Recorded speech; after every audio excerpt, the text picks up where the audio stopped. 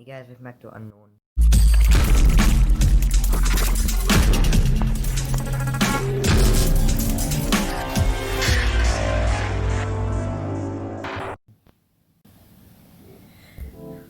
Today we're going to be looking at two subsets which are invented and they're not yet complete, but I'll be going through each of them.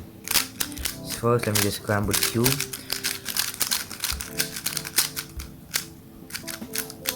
This is a hand scramble because we're not actually going to solve the cube right now. We're going to look at the example of the subsets. The first one is what I call the cross and the F12 subset.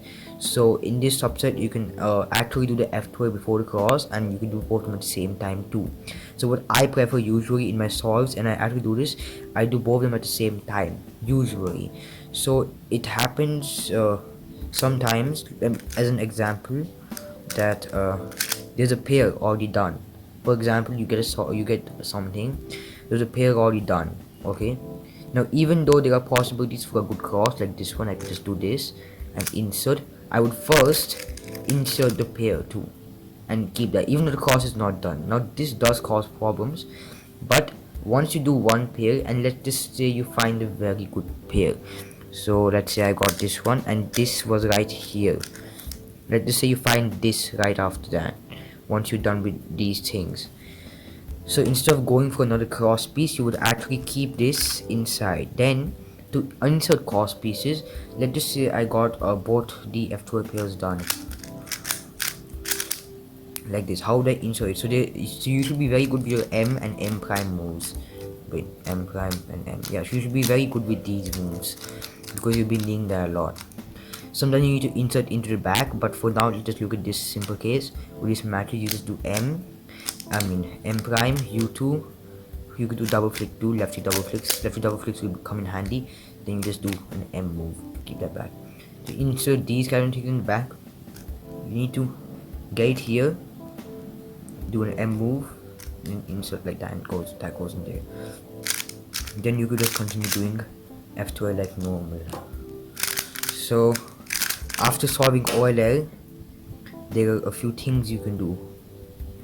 So like for example, this is the JB perm, and that solves the cube. But then what if I'm with the cube and I got very lucky because I got a good, I don't need to set up anything because I know that this is what you will get if you try to do something. So if you're a right cross solver as me, you're gonna have this or any other thing, but if you color neutral.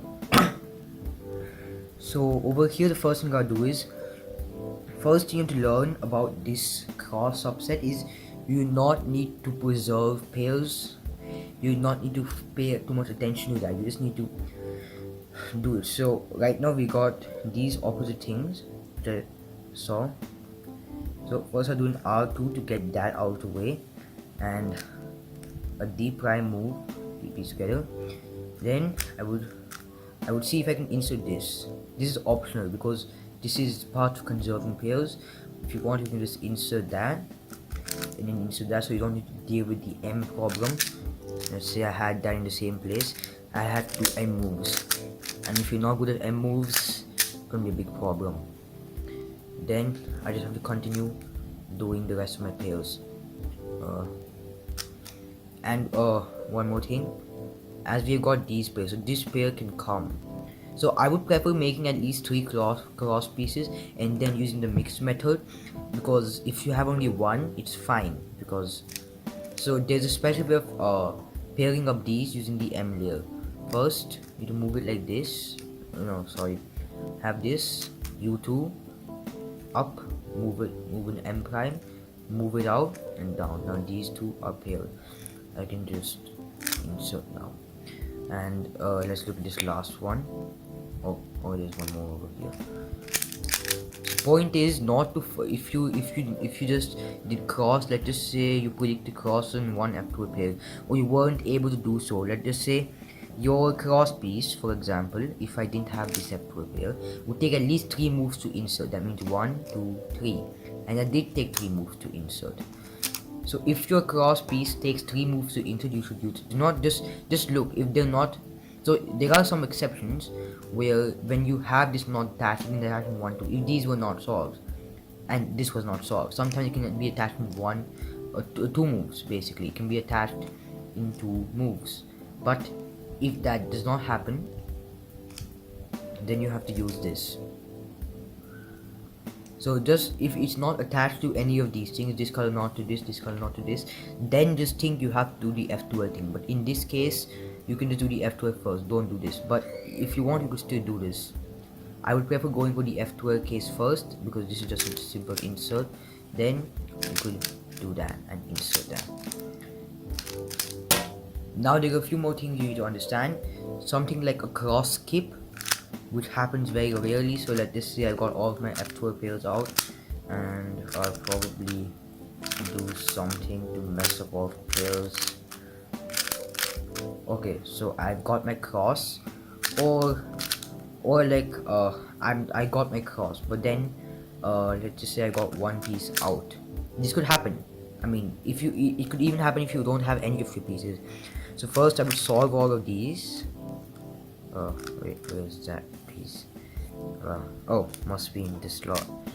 So in this case, these do not match. It pairs up like that. The other example I just showed before in this video, that's yellow, so you don't need to worry about that. Going a bit slow so you people can catch on. So sometimes, let's just say this was the unsolved one. Wait. And then when you're inserting this, sometimes this can also get inserted, but I don't see how that happens. But sometimes I do get a cross skip. So if you have that, so the only way to check it quickly, you could just do this, or you could just quickly see all of these pieces on top and check if any of them are white. But there are problems, like what if this could be a white one, because there's blue here, there's orange. If you could just see 3-sided mode, so you have to turn the whole cube.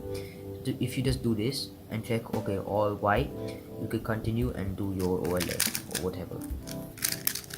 Now we'll be talking about the cross and F12 subset, the cases where you may find some skips, and how to pair up pieces.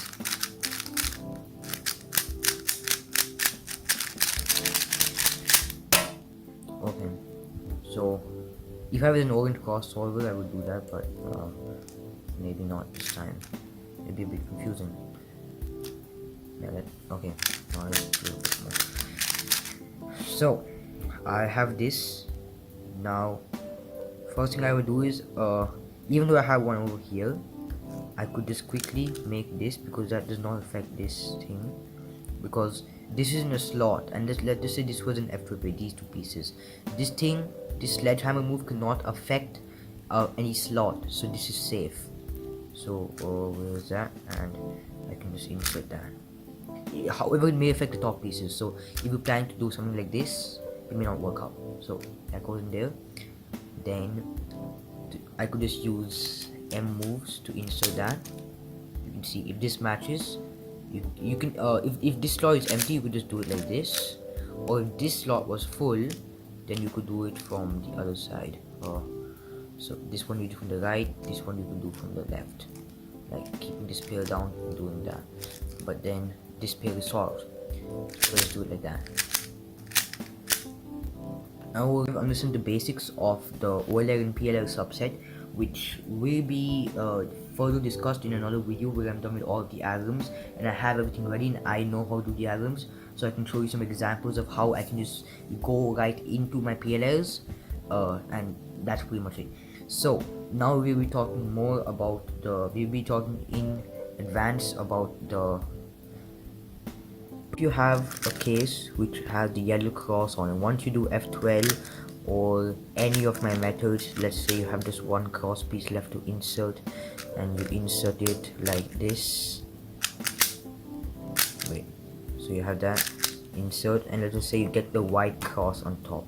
There are a few things you can do to actually one look this, and it will kind of, now you may think, okay, this is ZBLA, right? No, this is not ZBLA.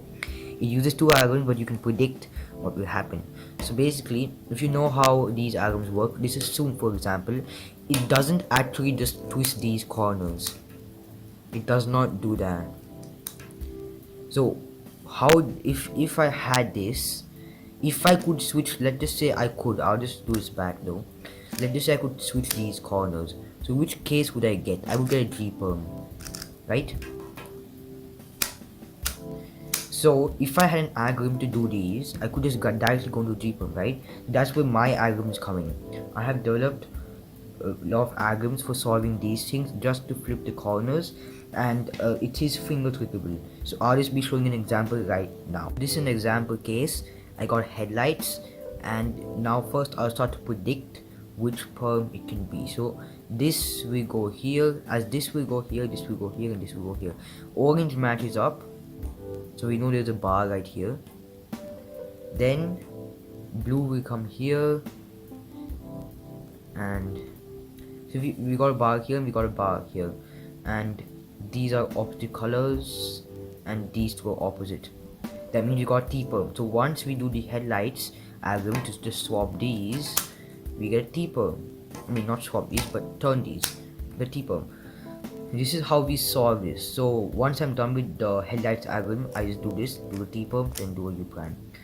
So I'll be doing this algorithm. So the algorithm goes like this. This is just an example, but I'll still be telling it. I'll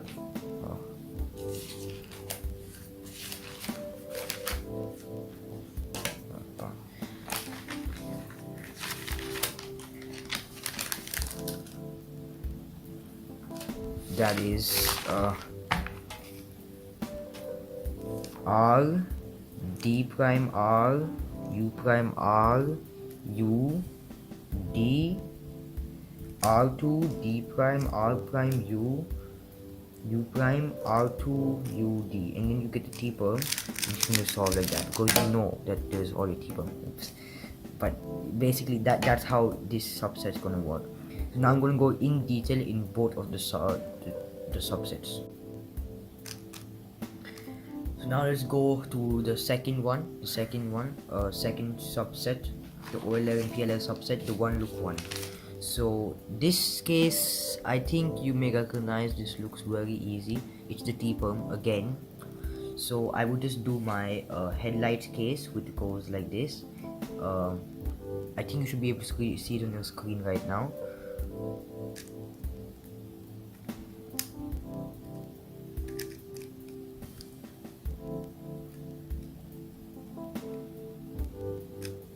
And then I get the T-perm case, which I can solve because I already knew that was going to be a T-perm, so I can just go right into it. Right now I haven't learned this algorithm, I'm just copying it from here. I just go down. But once I know these algorithms, I can even finger click these things. So it's nearly rig-replace, this algorithm. Oh, hold on. It's nearly rig-replace, so it will be pretty good when it's done. It will be there for all of the. It will be there for soon, and it's even for this one. This is cross. I didn't make the algorithm for this right now, but it's gonna be there. I could just do this, and if I could predict I could just predict if what would happen if this happens. Oops, wrong side. This is a G perm, so I could predict that, and I could do it. So this is another example, the last example for the O11 PLL subset. I just wanted to mention this because it's a very good case. I've got the JA perm here. I can see that there's a whole everything is solved, but I see this is not solved, so it just kind of ruins it. I can see that if I twist, I just need to imagine this. So if you know all of your PLLs correctly, AUFs, everything, how to identify them even if the layer is not matched, and all the AUFs and everything, then it will be pretty simple to visualize this corner being like this and this corner being like this.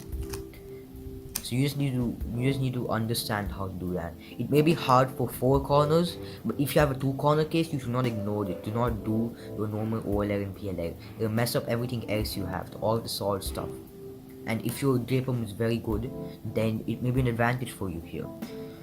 So this one, according to CubeHead's PLL PDF, I'll leave a link in the description. It's called Chameleon. I do not know the name for this. I just use the names in that. So this case is a bit long, and it has it's pretty easy, but it's a bit long. So I'll be doing that now. U R prime U R U2 R prime L prime U prime L U prime L prime U2 R L R L.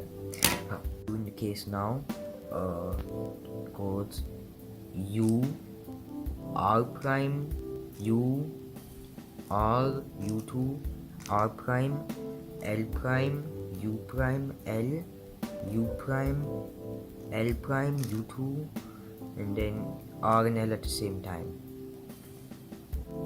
like that. I think you have this in multiple. I think you have it in JPerm. So you do this, and then you can do these two moves at the same time. For that one, it was the R and the L moves. This is no, yeah, it was the same thing, like that.